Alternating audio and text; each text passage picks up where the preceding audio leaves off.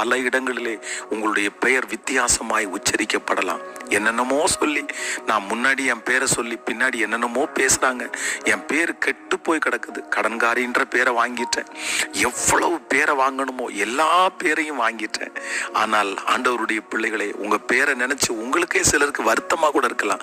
ஆனா ஏசப்பா இன்றைக்கு வாக்கு கொடுக்கிறார். ஒரு தகப்பனே தன்னுடைய மகனுக்கு வைத்த பேரை அவர் பேர் மாத்தி நல்ல பேர் வைக்க முடியுமானால் பரலோக தகப்பன் உங்களுக்கு நல்ல பேரை வைக்காமல் இருப்பாரா? எந்தெந்த இடத்துல எல்லாம் உங்கள் பெயர் கெட்டு போனதோ, எந்தெந்த இடத்துல எல்லாம் உங்க பேரை வித்தியாசமாய் பயன்படுத்தினாரோ, நான் விசுவாசிக்கிறேன் அங்கெல்லாம் ஆண்டவர் உங்களுடைய பேரை நிச்சயம் இந்த ஜெபம் முடிகிறதுக்குள்ளே பெருமைப்படுத்துவாராக. ஒரு நாள் உங்கள் கெட்டு போன பெயர் ஆசீர்வாதமாய் மாறும். கடன்காரின்னு சொன்னாங்களா, அவங்க முன்னாடி ஆண்டவர் உங்களை ஆசீர்வதிச்சு எல்லா கடனையும் முடிச்சு சாட்சியாய் நிற்க வைப்பார்.